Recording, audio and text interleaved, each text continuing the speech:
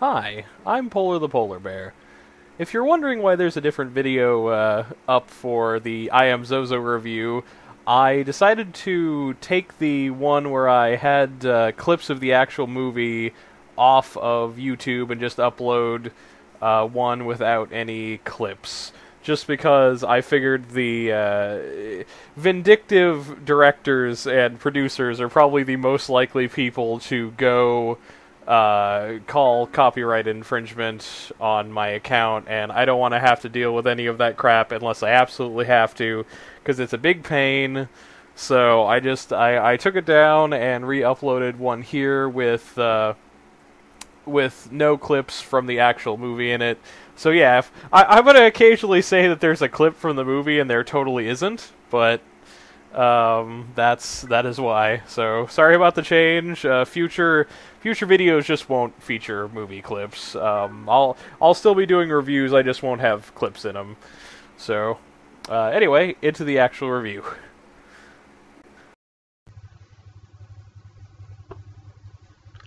Hi, Internet. I'm Polar the Polar Bear, and welcome to Horribear, the show where I review probably really obscure horror movies. I'm going to go ahead and warn you right away here. Spoiler alert and language alert. There are going to be lots of both of those things. At least for this particular movie, spoiler alert's not that big of a deal, because you shouldn't watch it anyway. This is my girlfriend, Melissa, who's just Melissa. She's not a polar bear or anything, but she is very cute. Would you like to say hello to the people? Hello, people. She's nervous. So we watched this movie last night called I Am Zozo, which the title alone should probably tip you off. This movie might suck. I Am Zozo. No, you're not. I don't even know how to explain. I think you explained it best when you said it was like a student. It looked like a student film, like an indie film that they couldn't decide whether or not they wanted it to actually be a horror movie. Yes. We picked it solely based on the title because it sounded really stupid.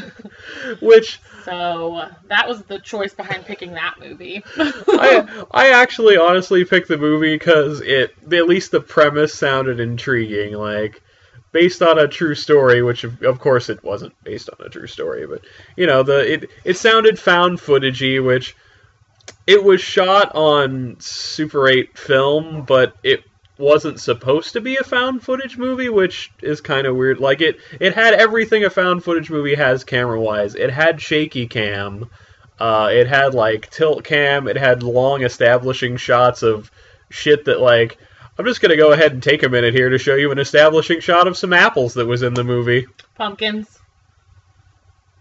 And 4 different pumpkins. Lots of pumpkins.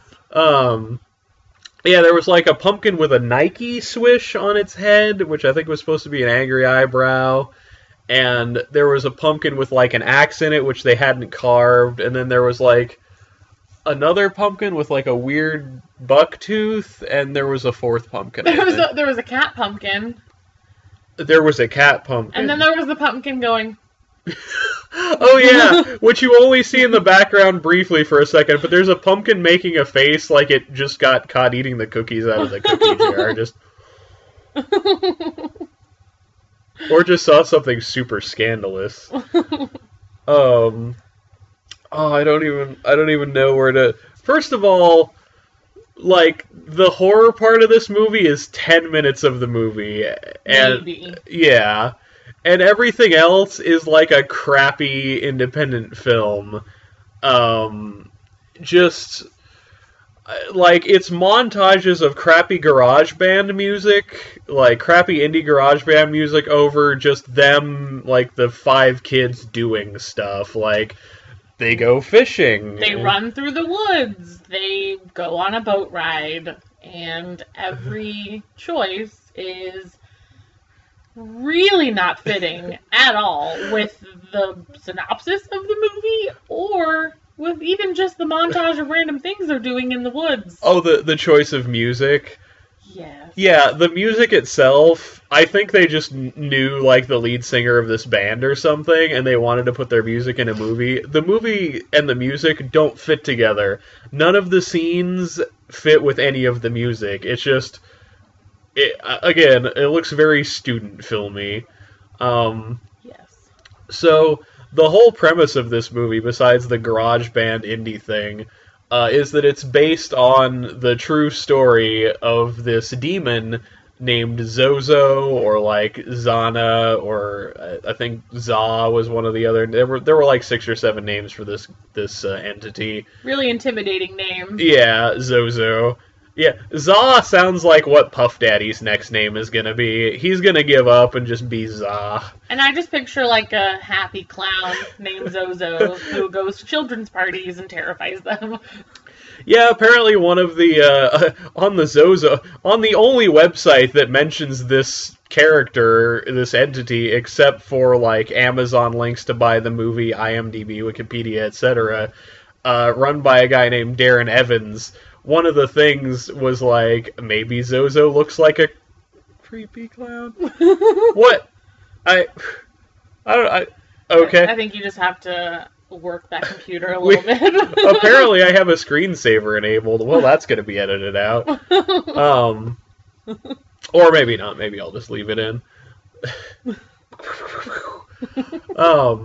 So yeah, but like, the only credence this has for being a true story is a website from like 2009, and the movie came out in 2010, written by this guy named Darren Evans, who, if you read the website, which I did because I'm curious about this kind of thing, if you read the website, you'll find out that he doesn't think that normal people should mess around with Ouija boards, and he also doesn't think that you should say the name of this entity, or else it will appear and torment you.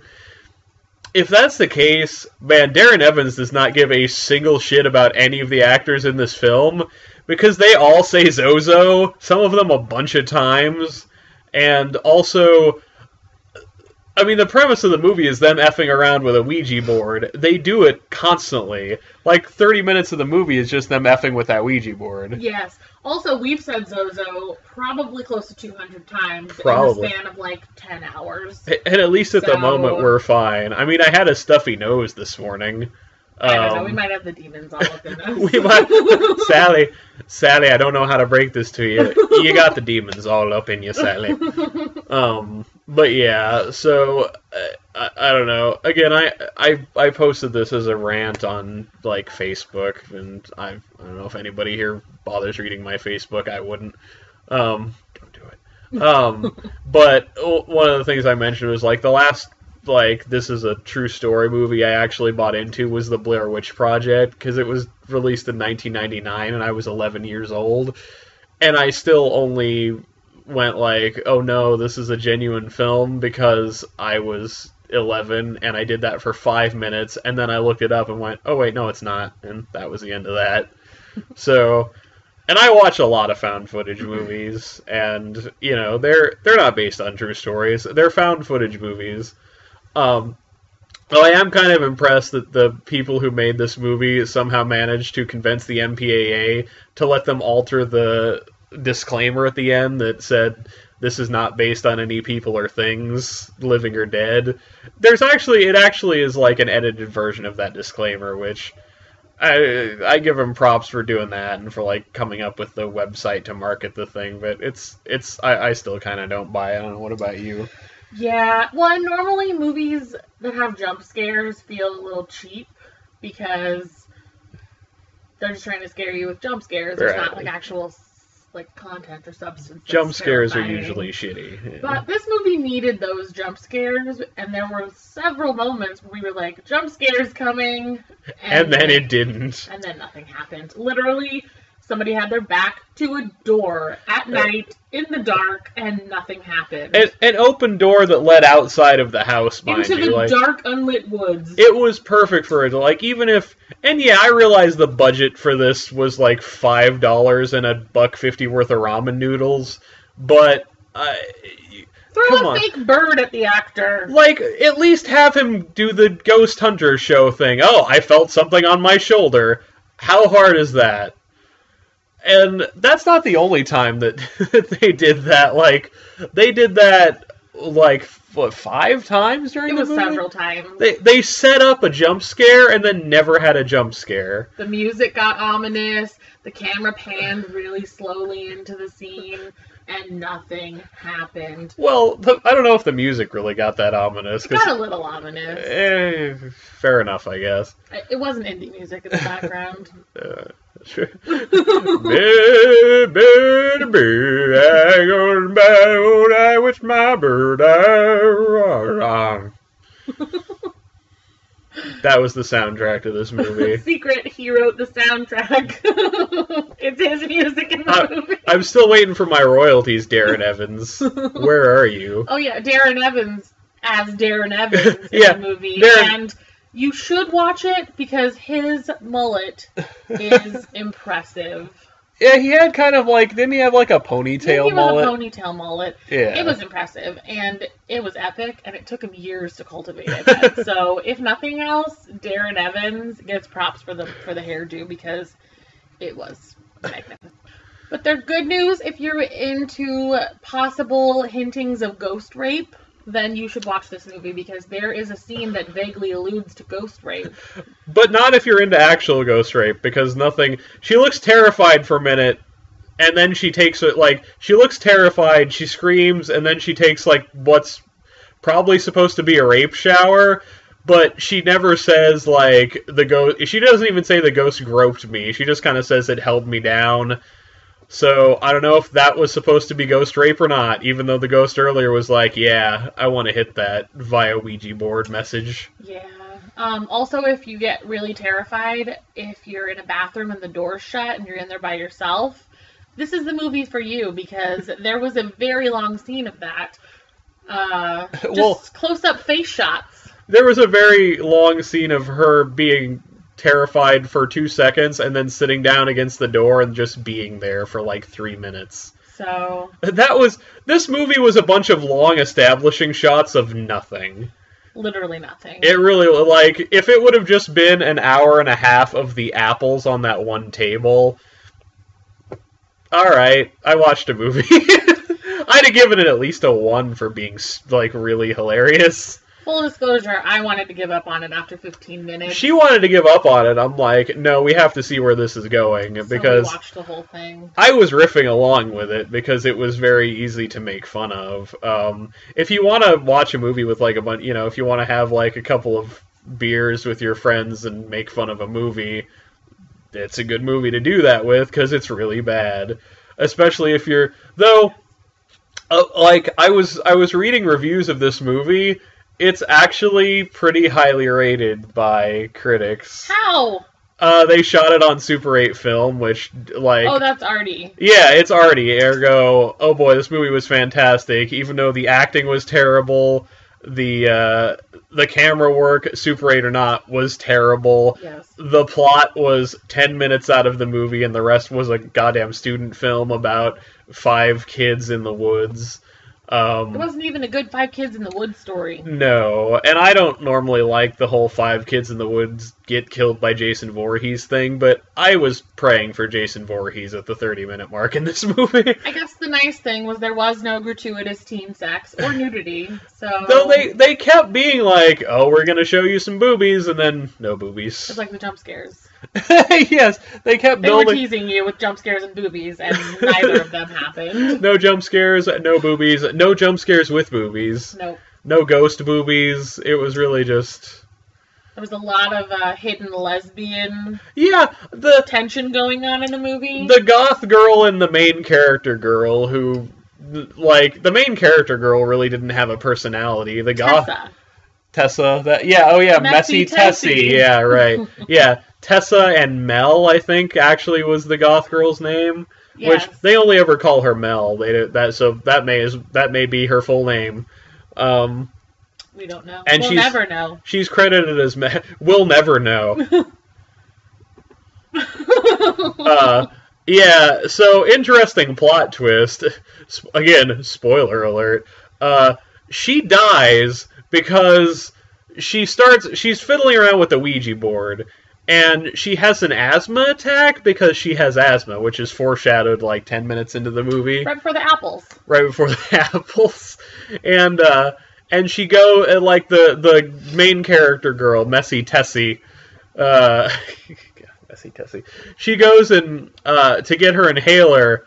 Like, she's taking this girl is obviously having a pretty severe asthma attack, and Tess goes to get her inhaler in the most slow, roundabout way possible. Like, walking, she's not even jogging, she's walking casually to the bathroom, and then when she's in the bathroom, she pauses to take a long, lingering look in the mirror at herself before reaching into the purse, casually routing around in it.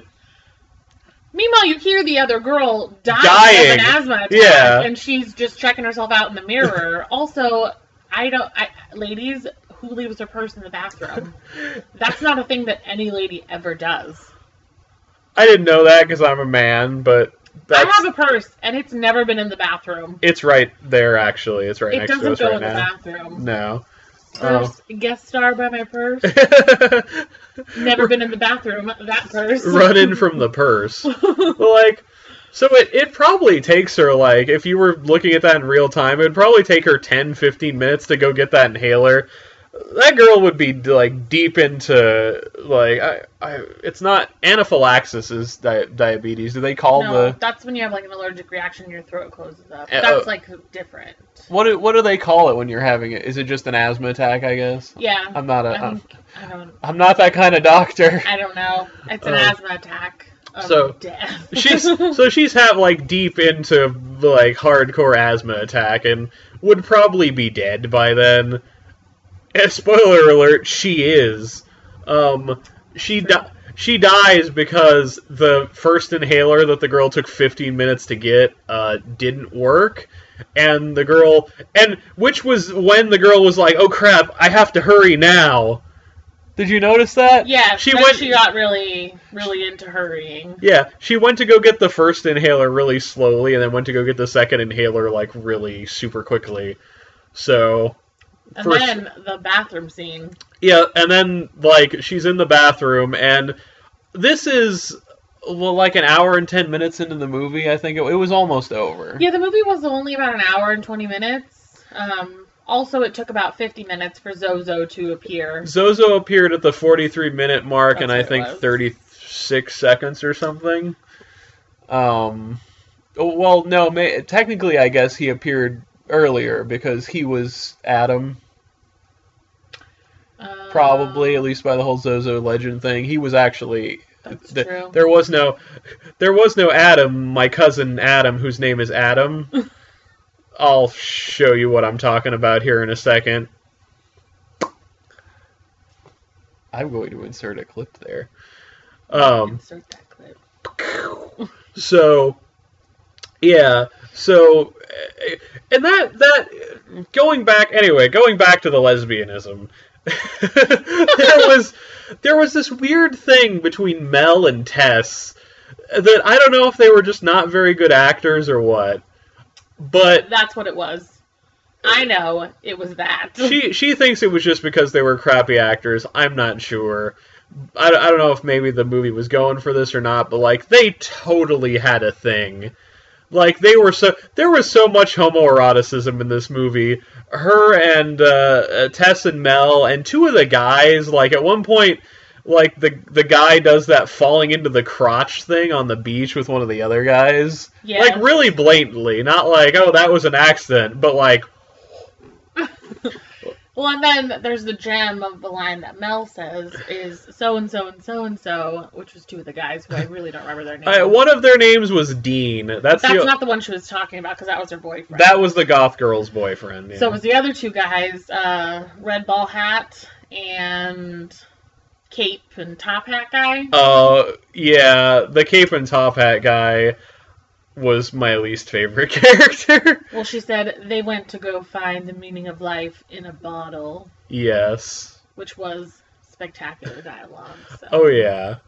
At this point, that character's like she's been like happy giggly goth girl this whole time, which she's a Wiccan and she's dressed in like full gothy outfits, which you have the intel on that. Well, having actually met actual Wiccan people, That's not a thing. What? That's not a thing, is it? No, that's not a thing.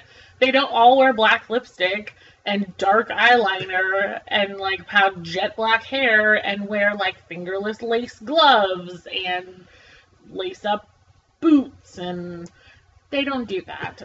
Some people do, but it's not like a common Wiccan thing. In fact, the people that I've met that do dress like that are not Wiccans. So, you know, I was really into the movie until that. I mean, clearly, it had me until that, and then I was just... Yeah, that was the one intolerable thing in the movie. Oh, you know what? I'm just out of it now. You put black lipstick on her, you just ruined it for me. I'm done. Let's stop watching this movie. No, we have to see what Zozo does. So yeah, that was... Which is mostly nothing. Yeah, no, Zozo's entire shtick is like, occasionally, let's see, he closes a door, he holds a girl down, and he moves a playing card, and that was his entire presence. Oh, and he possessed someone and made them play the cello.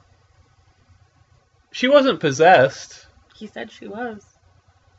Who said she was? Darren. Did he? Maybe? No, I don't think she was possessed, because that whole time she was speaking normally. She was just pretending to be much more broken than the events of the movie should have had her been. Maybe he possessed the Ouija board. Well, no, I think what happened is he possessed Mel for like 5 seconds. That was the, like... Because remember, at some point right before she has her asthma attack, she starts giggling like a crazy person. Yeah, full disclosure, I've tried to not consciously mentally block a lot of this movie out of my mind as a self-protection mechanism, because it causes me great misery and pain. I have not, because I saw The Happening. I fear no movie. This was worse. She likes The Happening. This was way worse. My girlfriend likes The Happening. It's okay. It's alright. I still love you. I still love you. Yeah. Guys, come on. The Happening. Terrible movie. This was worse. I don't think so. Well, this was worse. This was the worst movie I've ever seen in my entire life. And I have watched the first 20 minutes of Rock of Ages, so... I don't even know what Rock of Ages is. Don't watch it. Okay, I won't. Next episode, Rock of Ages. No, it's not actually. So let's see, I think, like, what... Was there anything else we wanted to talk about? Like, the fact that nothing really happened, and then... Oh, that was kind of something I wanted to mention. At the beginning of the movie, you see this girl, Tess, and she's in an insane asylum, which, obviously, she's in an insane asylum. They make a big reveal of that at the end, but it's obvious to anyone who's breathing. And she's playing a cello for some reason, and, like... In a dark room. Yeah, we'll talk about the lighting in a minute. She looked like she had been in, like, a Nazi prisoner of war camp. It was the one bit of good acting in the movie, but the events of the movie, like, she looked just completely broken and destitute, and like she'd given up on life and was just resigned to being the plaything of this creature, but nothing that had happened in the movie had led up to that. Like, it may or may not have killed the goth girl. It groped her, possibly. It locked her in a bathroom, and it moved a playing card. My work week is generally worse than this movie was for her. Right. So that was inconsistent. I don't... The movie didn't earn that. And that kind of annoyed me, because I'm like, why is she so... Oh no, the door closed. Oh no, the goth girl died because I was a terrible friend. Before I'm going to get into the whole the goth boyfriend situation, but first, and I know she's in the movie she's a Wiccan, but she dresses like a goth, so I'm going to go ahead and just call her a goth, because she has a name. she has a name. It's Robert Paulson. You haven't seen that movie yet, have you? Nope. Next episode, Fight Club. No, also not that, but I am going to get her to watch that movie. So the lighting in the movie... Well, they did the classic, the power is out in the dark forest lake house. So the power was out, except this movie was incredibly well lit. It was. Like, throughout the whole thing, just really, really well lit. And I don't mean well lit like they did a good job lighting it. Because they didn't. I mean well lit in like it was bright as shit. They explain it away as a flashlight, but unless the flashlight is a light that is on in the room that is just a regular room light. Above their heads. Above their heads, yeah. Apparently the dude, maybe that was Zozo. Apparently Zozo is an entity that holds a flashlight like up here where a regular room light should be. You know, when the power goes out, Zozo's right. there to hold the lights for you. See, Zozo's a good guy. But no, like... They kept saying, like, oh, the power's out. But every scene was lit as though the power in the house was on. Except for, like, a couple of later scenes, they finally turned the lights out. They did. And then they did the whole, like, found footage type thing where it's dark everywhere, but there's a giant camera light on all the actors.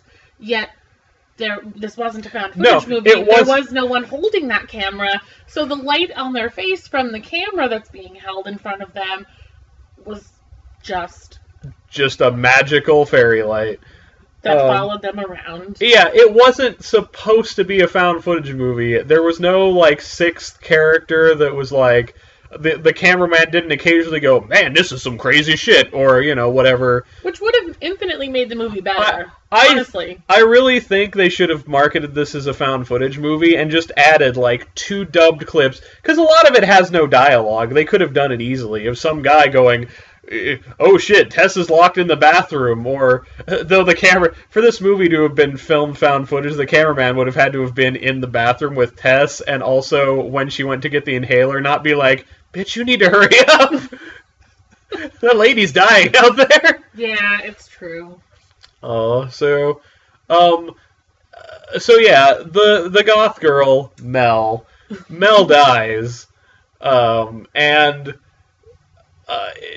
I kind of killed by Zozo, but mostly killed by Tess being a really awful, uncaring person. Or, for those of you who aren't religious, she was killed by God. For those of you who aren't religious, she was killed by Darwin. And, like, the end credits has one of those things where, like, you know... Dick Johnson was sentenced to 12 years in prison at the age of 34. He is currently on parole for not smelling very good. And it says the goth girl's boyfriend, Dean, killed himself because he couldn't deal with the guilt of her death, which he didn't cause in any way. He wasn't even there when she died. And yeah, he wasn't even, like, not like he wasn't in the scene, but, like, he was asleep somewhere when that happened, so I'm not really sure how that's his fault. If anything, it was that one girl's fault. That's like feeling guilty for a car crash you witnessed. Right, like... You didn't do anything. You don't need to kill yourself because there was a car crash over there. No, those poor people. Oh. Though, I have to say, oh dear. There's going to be some noise. There's going to be some noise. Someone's washing the lawn? Today's the gardening day. Oh, Thursday is gardening day. So I picked a great day to go ahead and film this movie review. You really did. But oh man, I don't even know what where was I going with that? Adam? Are you my cousin Adam? Right. Well, no, I've already showed them I know. the my cousin Adam thing. It's just my favorite bit of dialogue from the movie. I think my favorite bit of dialogue, and I give the filmmakers credit for this. This was like the one point at the movie where we laughed not at how bad the movie was. They're playing with the Ouija board, and for those of you who've never seen a Ouija board before, it's got like the letters of the alphabet. yes on one side, no on the other side, and goodbye on the bottom. We'll try and insert a picture of a Ouija board. here, maybe. That's. Here? I'll try and pop up a. Hi, I'm Polar the Polar Bear. I'll try and pop up a picture of a Ouija board at some point, but if not, you described it, so. Right. And apparently, by the way, according to this movie, Ouija boards work like AOL chat rooms, and if you go to goodbye, it immediately closes the session, and you're done. Like, no matter what you summoned or any weird entity you got in contact with, you just slide that thing down to goodbye, and you can go sleep easy. Also, fun story for another time, I've pretended to be Wiccan on several occasions, because I have a very religious family member who hates Wiccans, so I've actually taken it upon myself to learn a little bit about Wiccanism? I think it's Wiccanism, yeah. Oh, no, it's Wicca, I think Wicca. They call it Wicca, yeah. So that I could pretend to be a Wiccan. And so, apparently also, if you want to have a good Ouija board session, where you don't draw any demons in, except they totally drew some demons in. They did.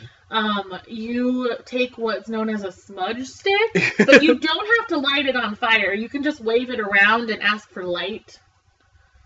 Yeah, I know. And you're good. See, I'm the paranormal guy in the relationship too, and I didn't even know that was. I'm like, why is she waving a dildo around? And Melissa's like, no, that's totally a thing. They call it a smudge stick, and you use it for not demons. Ritual. It's like you burn herbs and whatnot for what purposes, I'm not sure. It's like an incense thing, I guess, but you don't actually burn it. You just kind of wiggle it around. Yeah, but the smoke is supposed to. I think Native American culture does that too. Native American culture does a lot of neat stuff, but I couldn't tell you on that one. I don't know. I'm pulling all this out of my ass. I could be wrong on everything, so Google it. Yeah. If you're interested, go to www.marketingforiamzozo.com, aka the Darren Evans blog. Let's see here. So we went over the boyfriend. We went over. Oh, I was going to tell them about the scene that we laughed at. Yes. So you're going to notice doing these reviews that we go off on tangents a lot, which hopefully that's okay with you. The one thing we laughed at. So yeah, alphabet, numbers, yes, no, and goodbye. And this thing was like, I am going to kill you, like it spelled that out on the Ouija board. It was either that or like, I want to sleep with, it called her Messy Tessie. Yes, but I think it first said, I'm going to kill you. Yeah, but whatever it was, Mel's boyfriend, Dean, who all three of the male characters in this were douches. The Three Musketeers?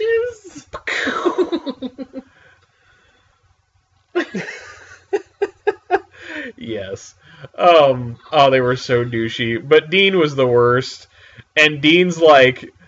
he sounded like he was from Brooklyn, too. He was like, over my dead body. And, Coke can. Coke can? Yeah. Oh, right. Yeah. Dean was one of these. Yeah, Dean was a Bros. He was a Bros. But maybe without the S. He was a... He was a bro. He was a total bro. Sorry, I'm not used to filming at this angle. So yeah. He goes over my dead body, and the Ouija board, like the planchette, just goes to yes. Which I don't know if you could really call him killing himself a year later over events he had nothing to do with, that entity killing him. So I don't know if the entity actually made good on that promise or not. But it was entertaining. It was really entertaining, yeah. That was the one thing where I'm like, oh, that was actually clever. Was there anything else you wanted to talk about? I think that's kind of the movie. I mean, that's the movie. Don't watch it. I don't know how many times we can stress that. Jesus Christ, don't watch it. If we could remove it from the internet completely, I think we would. If we could have like a Shaq Fu kind of thing going on, where we had a coalition dedicated to finding and destroying every copy of it, that'd probably be a good thing.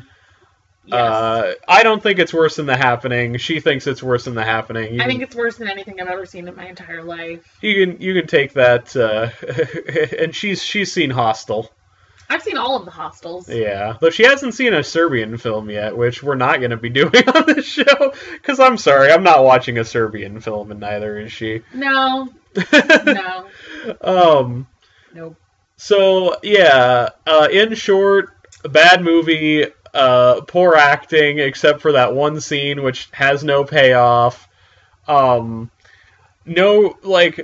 Actually a decent atmosphere, but they don't ever do anything with it. They spend all this time building like atmosphere and then doing nothing with it. And then they cut to a montage of them playing on the beach to... Although it was beautiful. It was shot in the Pacific Northwest. It was it's gorgeous. The San Juan Islands, I think, was where it was shot, which I've actually I've been there and it's very pretty. I've never been there. So it was beautiful. It was beautiful scenery and it did look very arty with the Super 8 camera and the beautiful scenery. It appealed to the hipster in me who goes on Instagram. It looked like an Instagram movie clip. It looked like a really long Vine. Yeah, so that was fine, but it had no place in this movie because that's a different type of movie. Yeah, I didn't like it. I really didn't like it. I'm sorry. I'm not a hipster or a film buff. Shooting your movie on Super 8 does not forgive just a really long, boring movie with bad acting for me. Especially when you set it up to be a horror movie and the horror was very, very sparse. Agreed. We're going to start the show off on a high note. I give I Am Zozo 0 out of 10. I feel bad giving it a 0. Why? It was terrible. But I don't know. A 0 is just so harsh. What do you give The Happening if that's worse? I also give The Happening a 0 out of 10. I give it a 0 out of 10 for a different reason, but it's still a 0. All right. I don't recommend anyone watch I Am Zozo or The Happening, but if you have to watch one or the other, yeah, you know what? Watch The Happening. It's better. But by a slim margin, it's a little bit better. It might still be a 0, but it's a little bit better. So 0 out of 10 from you as well? 0 out of 10. Yes. Okay. It could have been good. There were a lot of points we identified where they could have really done something good with it. It didn't have to be high budget or fancy, and they could have made a decent movie. Especially if they went the found footage route. Right. You can make a cheap horror movie. The Blair Witch Project was a good cheap horror movie, in my opinion. I know a lot of people don't like found footage, but I do. And that was shot... the acting was perfectly fine. It was shot well. And this movie probably just should have been shorter, scarier, and a found footage movie. Yeah, and then it would have gotten a higher rating. Then 0. Yes, 0. So Zozo is a no. Sorry, I had to. Am I gonna go and am I gonna go Mika and go grab a Ouija board and find out for myself? No, I'm not that guy, and I don't think my girlfriend's that guy either. I don't think she's a guy at all. Not fun fact, not a guy. So, but I still don't buy it. I don't buy it even a little bit. Well, there's just nothing else about it. If there was other things about it, then I would buy it, and then it would have actually probably upped the scare rating, because if it would have been real... That would have been unsettling. I would have been more unsettled by it, but because there's no accounts except for this one... Except for stories that could have been written by the guy on the guy's website. Them. So, except for that, there's nothing else. If there were other things about it, then I think it would have improved my rating, because I would have been left a little more unsettled. Right. Yeah, the only media was that guy's website and their Facebook page, and I actually looked up some of the actors out of curiosity. They're all fine, by the way. These people who said Zozo a bunch and fiddled around on Ouija boards for probably multiple takes, all fine. just so you know. But yeah, we're getting close to the 40-minute mark here. I'm gonna go ahead and cut us. In short, I am Zozo. 0 from her, 0 from me. Don't watch it. Thank you for joining me on this inaugural episode of Horribear, which we're going to be watching a lot of horror movies over the next like 12 or 13 days, so there's going to be more episodes of this posted, I'm sure. And I'm gonna edit this, see if I can get my editing software from my main machine, edit this over here, and yeah, that's that. So thank you for joining us both, and Bye. Thank you for joining us both.